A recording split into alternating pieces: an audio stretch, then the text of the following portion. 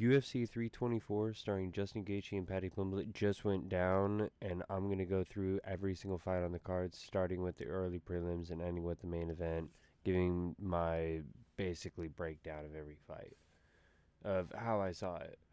I tried streaming while I was doing this, but it turns out that my local network provider does not exactly work very well trying to stream and do Paramount at the same time. So instead, I just watched this and I'm going to make the video as soon as possible. So I wasn't really able to see Ty Miller versus Adam Fuji at all. I saw a little bit of the first round, but as you can see, within a minute, he was able to knock him out. Ty Miller was able to use very long, rangy strikes. Adam Fuji was able to find kicks to the body very early and very often, which kind of worried me at first. But you can kind of see here total strikes 65. 65 total strikes, 39 total strikes.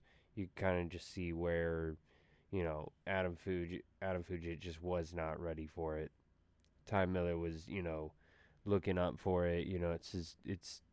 I don't want to say his debut. I think it might be his debut, but it's his debut. And then Adam Fuji 10-5, now 10-6, probably going to be cut from the UFC, if not given another up and coming prospect to then be cut from the UFC.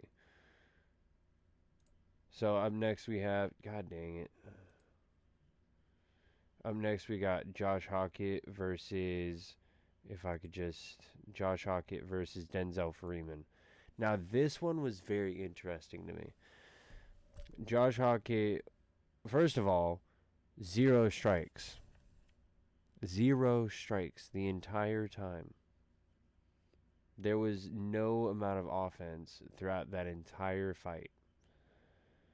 But Josh Hockett was able to deliver 71 punches, most of them knees to the body and, punches to the body. Was able to get one of the takedowns, but didn't really keep position all that much. Denzel Freeman was just gassed by the end of the first round, which then brings in the controversy. As Denzel Freeman is getting away from Josh Hockett, Denzel Freeman is stumbling, gassed after, fucking 3 minutes in the round, 4 minutes in the round. And Josh Hockett throws up a middle finger as he's walking away. And then Denzel Freeman then takes a knee where the ref then stops the fight. Now, I don't know if he stopped it because he wasn't defending himself or, he just wasn't doing anything, but I will say an entire round of no strikes. Like, absolutely nothing. And the odds were almost even. So, yeah, no, Josh Hockey immediately called out, who was it? Cortez Acosta? No. Get a couple more wins, buddy, real quick. Get somebody from the top 15, or maybe even somebody else from up in this card, and, work your name up. You're really good, but you're also 236 at heavyweight. Most of them are 265. Anyways, next fight on the card, Alex Perez versus Charles Johnson. I believe I chose Charles Johnson to win, and turns out Crafty Vet got it done once again. So, once again, only 8 total strikes from Charles Johnson, but that was mostly because he was trying to be defensive, not only with his footwork, but with just every strike he threw. Almost nothing seemed to have power except for a couple of body kicks. But Alex Perez was able to use, he was able to get past the reach advantage, because I think that's what Charles Johnson usually just does. He uses his reach advantage and his height advantage to his advantage because he has a Muay Thai Taekwondo background. Whereas Alex Perez kind of moves his head off the center line and is able to get past that reach. After that, it was just a wrap. It was just an absolute wrap.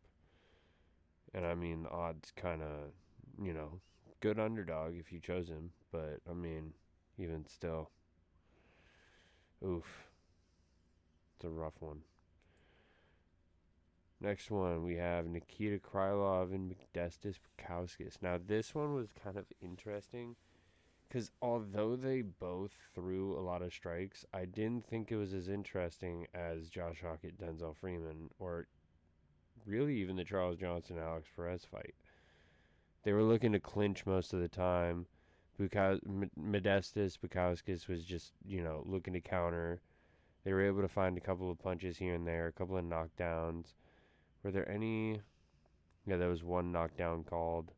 But I mean, other than that, it's like I don't think Nikita Krylov is really going to be all that. I really don't think Modestas Bukauskas is going to hit the top 5 in the division.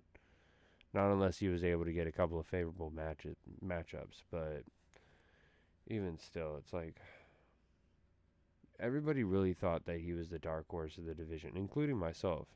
And I still want to believe that. But he's no longer the knockout artist that he is with the high head kicks like Volkan Ozdemir was. Now he's just a man who uses his wrestling and his clinch work to have knees to the body. Like it's all right, but I mean, you're not gonna get a title shot off like 2 wins doing that. Next up on the card, got Teba Gutierrez versus Andre Puliev. Now everybody thought that Puliev was basically just a lamb ready for slaughter against Gutierrez, including myself. And I'll be honest, with seeing the significant strikes and everything, he probably should have won that fight. First, second, third, yeah. See, I had the first round and the third round to Gutierrez because Gutierrez had the knockdowns.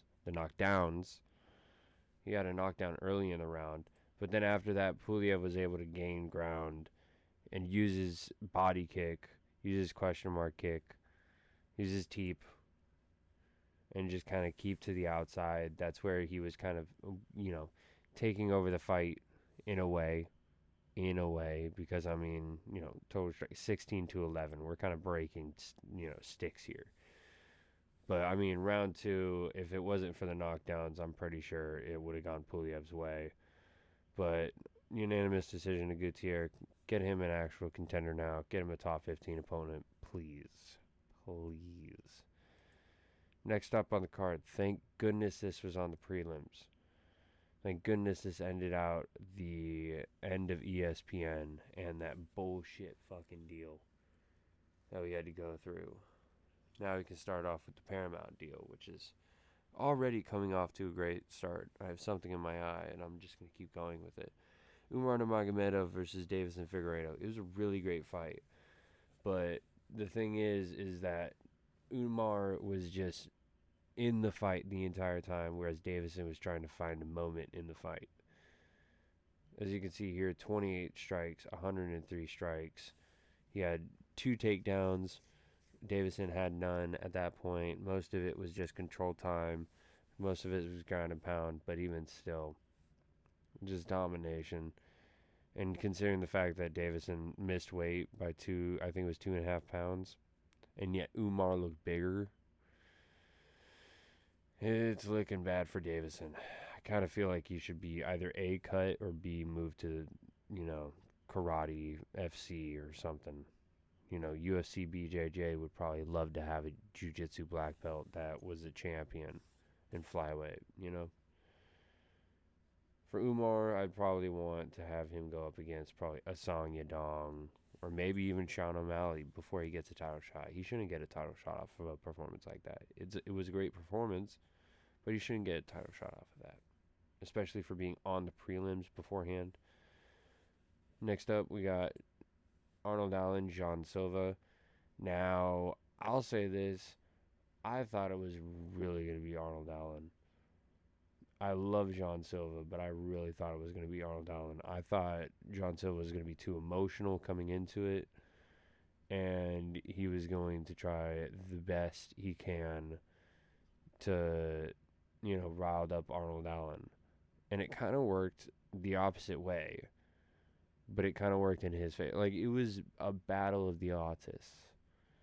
in the cage, and it was so interesting to see because it started out. I think Jean Silva, they both touched gloves to start out the fight, right? But after about 2.5, I think 3 minutes, Jean Silva went for a high five, and Arnold Allen slapped it away. And then John Silva, what the fuck, man?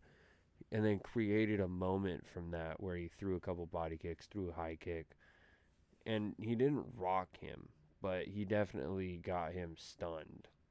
Like, there wasn't a knockdown throughout the entire fight, but there was definitely a lot of points where both of the fighters were stunned.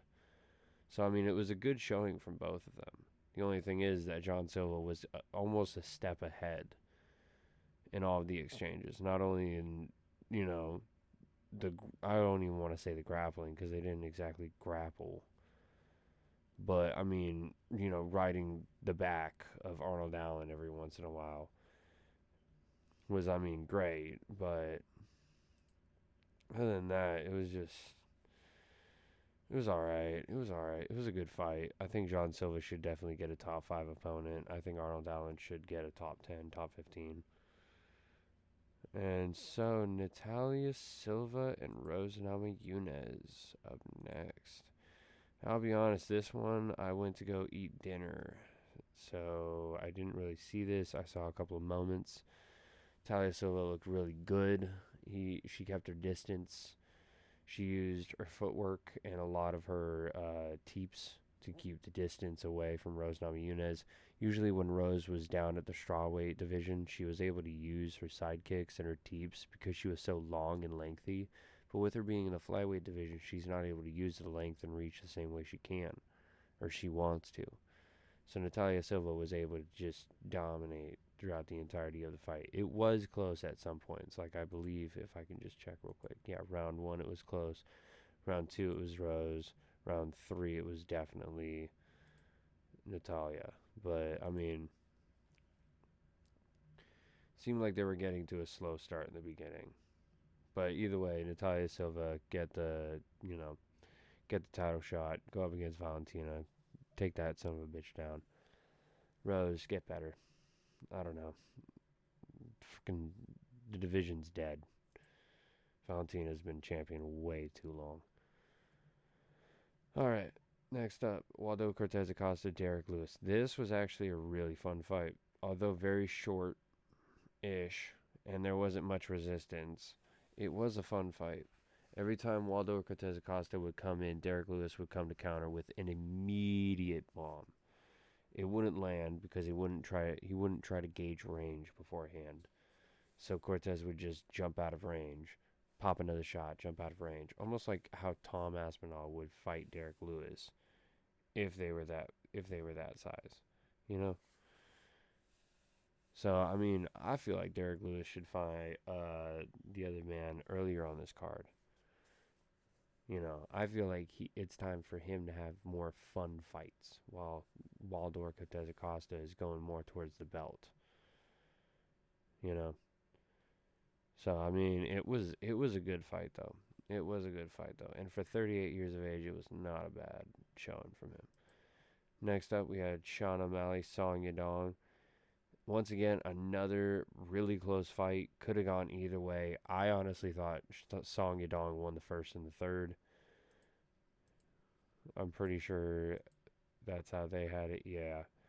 Because I had him on the first because he had the takedown and he also had control time with it. But I guess they don't call control time anymore. I guess it's mostly just damage and octagon control.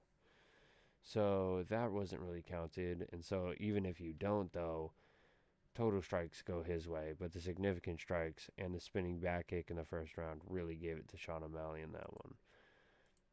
Was it a performance where I go, oh my gosh, give this guy a title shot? No.